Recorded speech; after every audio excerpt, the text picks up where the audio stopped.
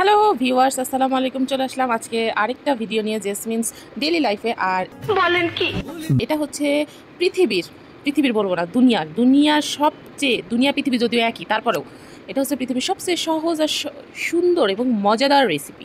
আর সেটা হচ্ছে মরিচ ভর্তা, আলু ভর্তা। এটা যে কেউ বাচ্চা বাচ্চা পর্যন্ত পারে, আর এটা এমন কিছুই না। কিন্তু তারপরে মনে হলো যেহেতু আজকে হচ্ছে আমি আলু ভর্তাটা করেছি আর সাথে মরিচ ভর্তা করেছি, তাই ভাবলাম যে আজকে আপনাদের সাথে শেয়ার করি যে আজকে আমার বাসায় কী কী রেসিপি হয়েছে।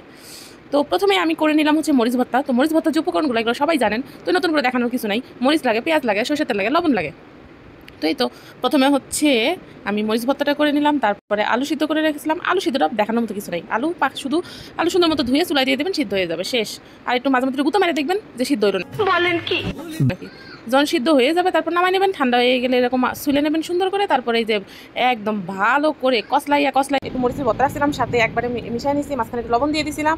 আর এই যে সরষে তেলের ডালটাছে, এটা হচ্ছে যেহেতু আমার এক হাতে মোবাইল আসছিল আর এক হাতে হয়েছে ভর্তা করতেছিলাম, এই জন্য আমার মেয়েরা বলছিলাম একটু সরষে তেলটা ডালে দিতে। সে এক সরষে তেল ডালতেছে, এক গাদা সরষে তেল হচ্ছে। যাই হোক, পরে আর কি করার, অমনি ভর্তা করে ফেললাম।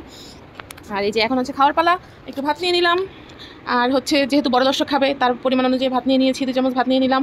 তারপর হচ্ছে একটু আলু ভর্তা নিয়ে নিলাম, আর নিয়ে নিলাম হচ্ছে একটু মরিচ ভর্তা, যদিও মরিচ ভর্তাটা আমি খাবো, ও যেহেতু মরিচ ভর্তা খাইতে পারবে না, তো ছোটো মানুষ। আর সাথে নিয়ে নেবো হচ্ছে কি বলেন তো আপনারা, আর নিলাম হচ্ছে একটু ডাল। ওফ, মজার একটা খাবার বলেন। কার কার পছন্দ ডাল আর আলু ভর্তার সাথে আর একটু মরিচ ভর্তা, আর যদি থাকতো একটু ডিম ভাজা। কিন্তু আমার ডিম ভাজতে মন চাইতেছিল না, এই জন্য ডিমটা ভাজলাম না, থাকে আলু ভর্তা ডাল দিয়ে মেরে দেবো। এই যে পরে হচ্ছে একটু মাখাই টাকাই নিলাম। নেওয়ার পরে মায়াটারে দেওয়ার জন্য কইলাম যে মায়া তুই নে, না সে খাবে না, এই জন্য ভাবলাম যে তোর খাওয়া লাগবে না, আগে আমিই খাই দিই আগে কেমন হয়েছে। পরেই তো আমি খাচ্ছিলাম, খাইলাম, 2 নাল আমি খাইলাম, তারপর হচ্ছে বাকিটা হচ্ছে মেয়েরা খাওয়াই দিলাম। এবার যার জন্য ভাত নিয়েছিলাম, এবার তাকে খাওয়ানোর পালা।